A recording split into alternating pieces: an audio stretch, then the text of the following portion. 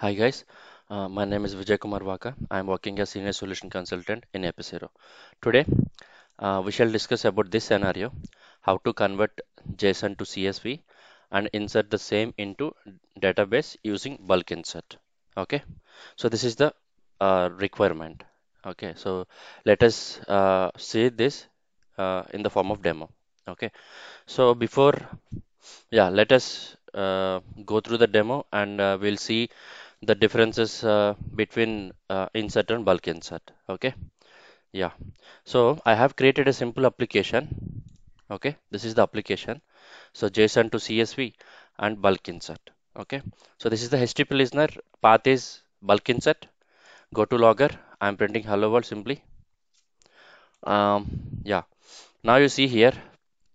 This is the transform where we are converting from CSV, sorry, JSON to CSV, and I'm printing the same thing. And here we are doing the bulk insert. Okay, and we are printing the response that we are getting back from the bulk insert operation.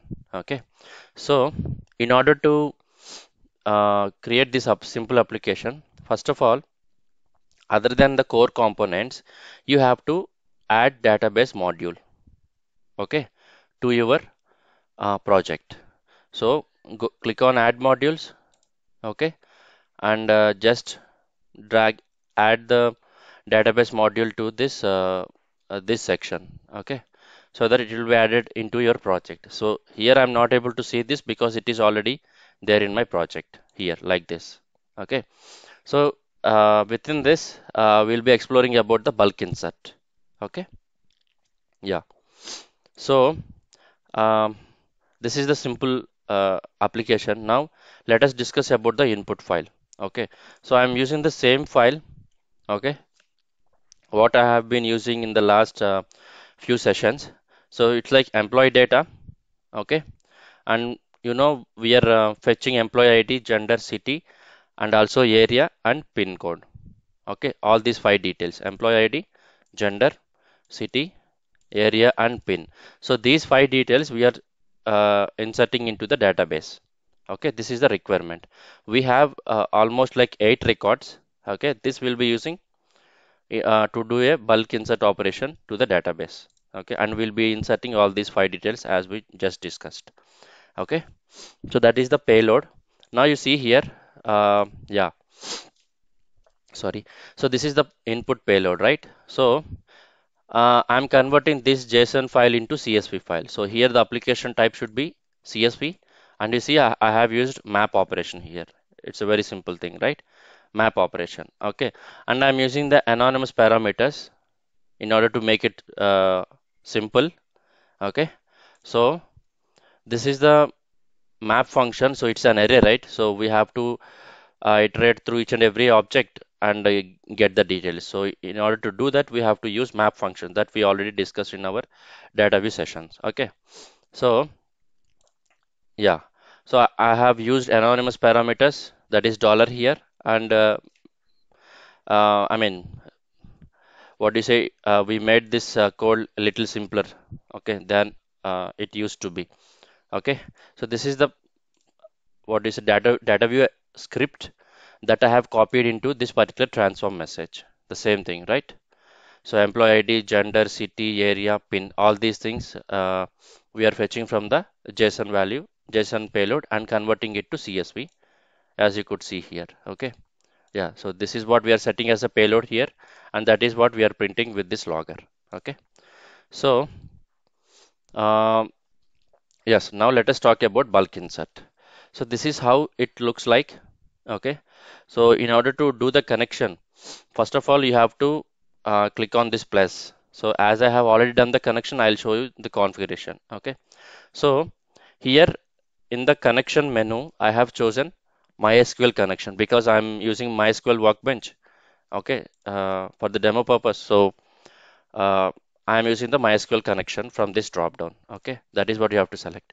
And here in the required libraries, you have to click on this and I mean, for example, if I click on uh, remove configured library, let us see what happens. Yeah, so this is how it will be by default. So click on this, add Maven dependency. You have to do this. Okay, I'm clicking on that. Click on finish. Now you see it has turned into green color, or yeah, this color, right? So that means um, the driver input, the dependency you have given as an input to this configuration. You have configured the dependency, required dependency. Okay, and after that, they should be in green in color.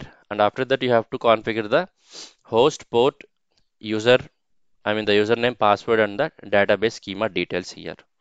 So you see, host is localhost, port is the default port I'm using, I mean username is root and password is root. Okay, and database schema is world.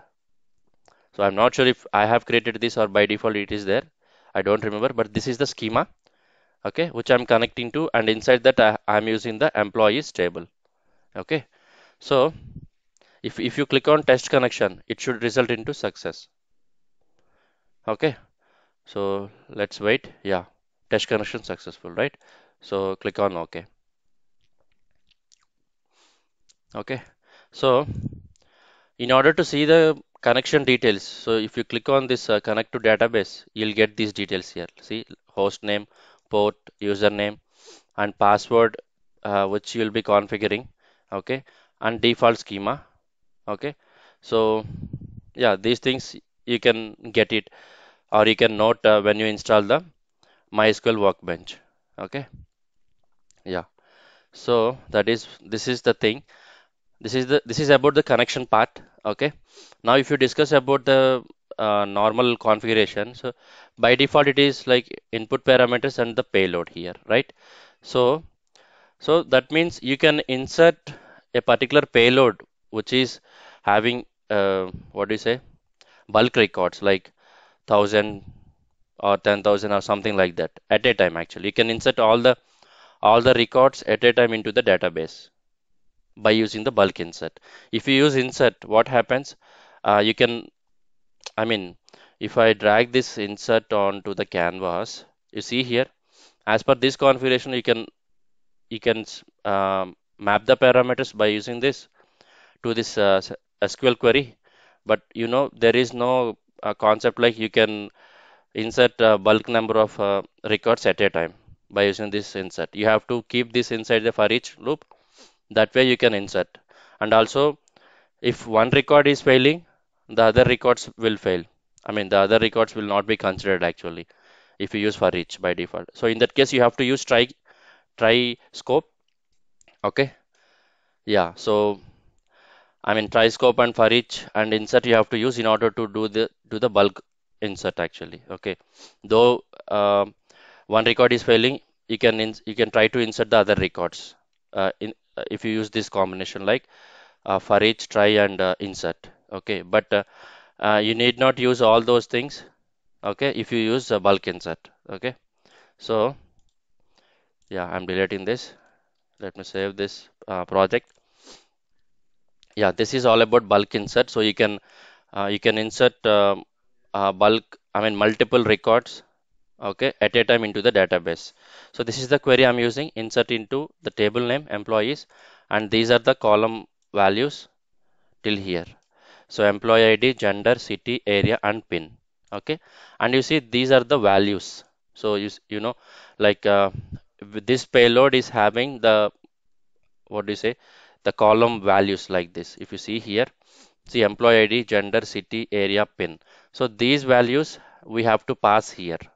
So if you keep simply like EMP ID instead of employee underscore ID, you have to pass that EMP ID here. Okay. So, or maybe here, if we talk precisely, this is what. So this is what we are sending as a parameter. Okay. Employee ID, gender, city, area, pin. So that is what we have kept in the values section this way. You have to use this colon in order to map it actually. So this employee ID will be assigned to this column, gender will be assigned to gender column, likewise like city to city, area to area, and pin to pin. This is how it happens. So all these values where we are getting from this payload. Okay, yeah, this is what about bulk insert. Now let us also just go through about the schema of this particular table. Okay, so I have noted down the query. Yeah, this is the query, my MySQL query in order to check the schema of a particular table. So let me click on execute. If you see here, employee ID is where I have that the type of that column is varchar 20. Okay, and it cannot be null. That is why we could see it as no, and it is a primary key. So it is a primary key, right? So it cannot be null by default. And also every time whatever the value you insert inside this for this column, it should be unique actually. Okay, so that is the meaning of primary key, and based upon the based upon the primary key itself, we can identify a, an entity information in the database. Okay, that is the use of the primary key, and it cannot be null. It should be unique always. Okay, and you see gender, city, area, pin, all these column. I have set that type as text, actually tiny text. Okay, so these can be null as per the what do you say, this syntax of this configuration. These four values can be null, but this cannot be null. Okay, so that is the this is about the schema of this particular table. Okay, so yeah, so we have explored this one as well, and now let us check this thing. Select star from employees. Okay, um, one moment, guys.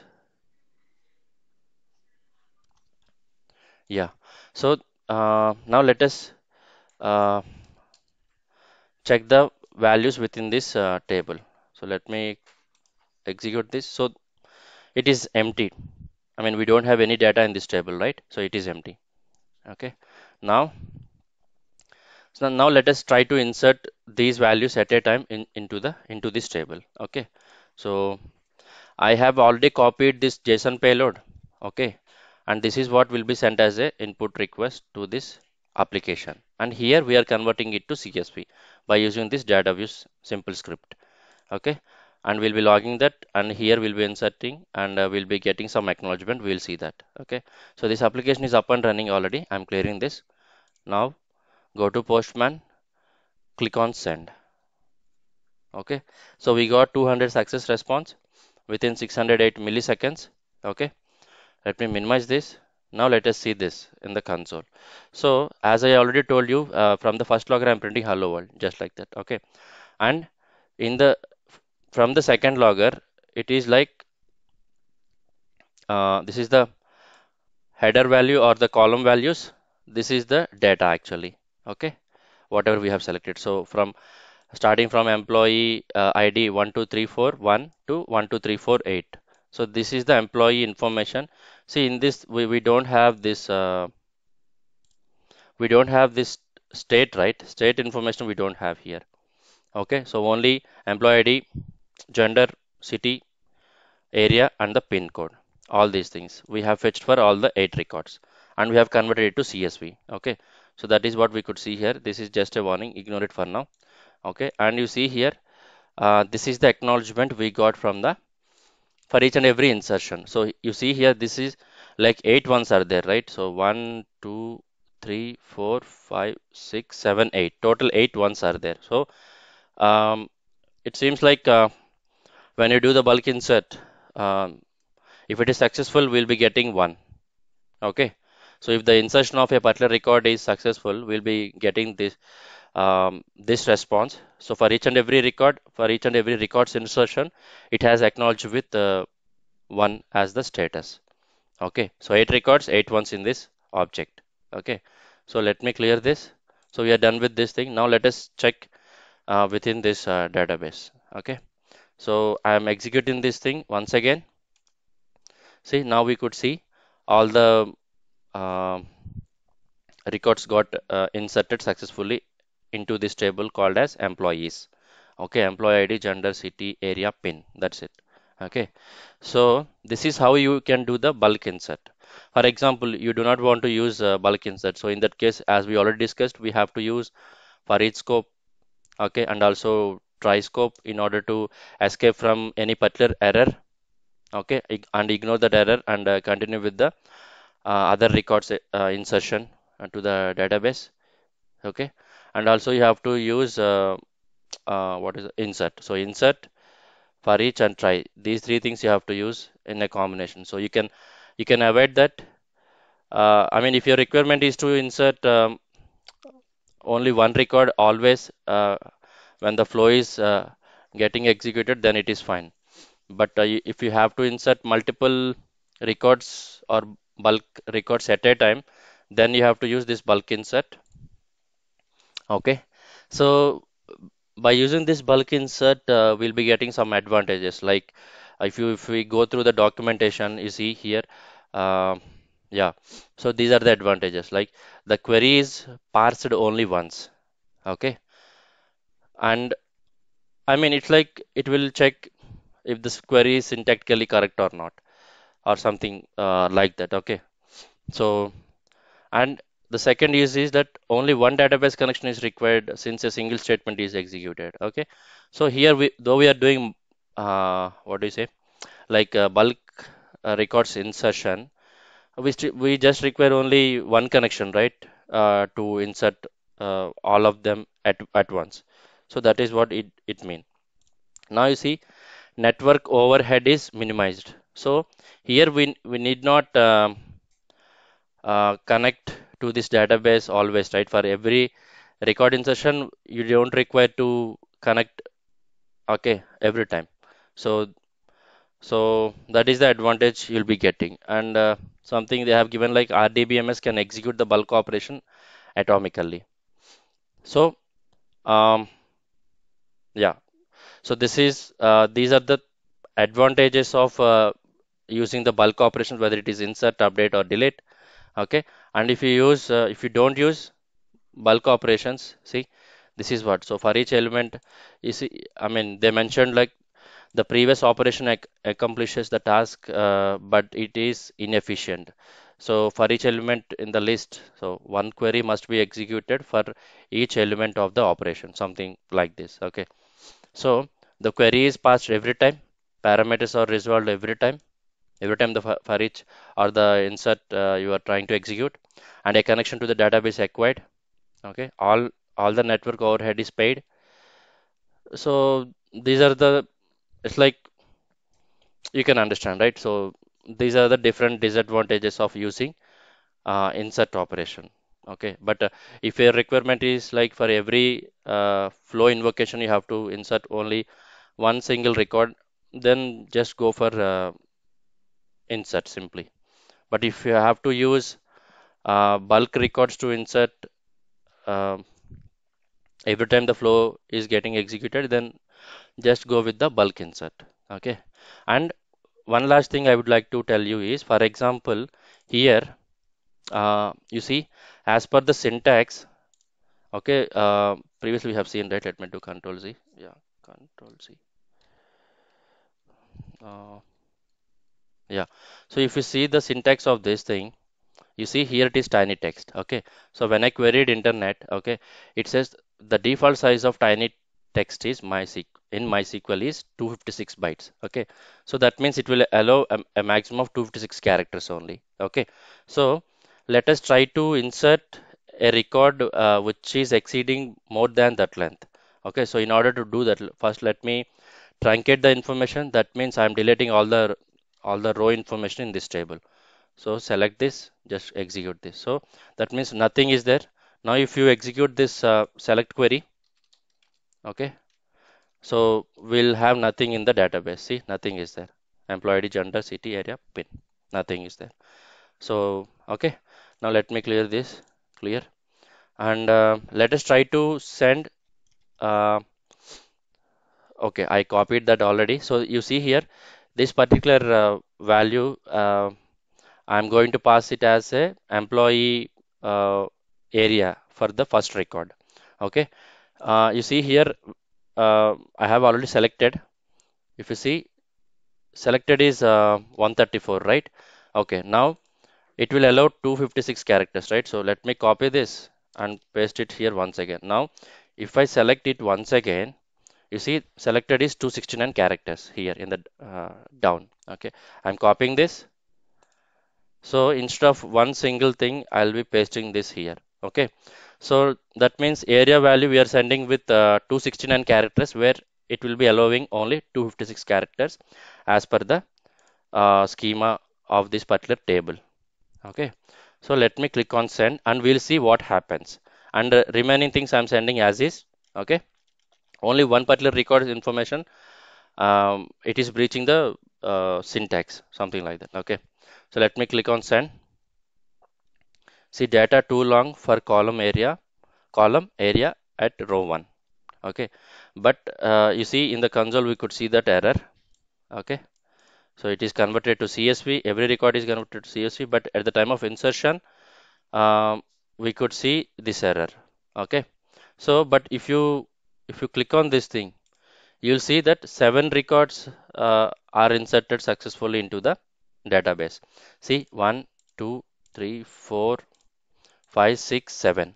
Okay, so only the particular record that got failed was not inserted properly into the database. So this is the one more advantage you'll be getting by using the bulk insert, that um, that though one of the or few records are failing, it will insert the other records properly into the database. So this is one more advantage you'll be getting by using the bulk insert operation. Okay, so that's it from my end for today's session. Okay, if you like it, please subscribe and share in your network. Thank you so much for listening to my video. Thank you.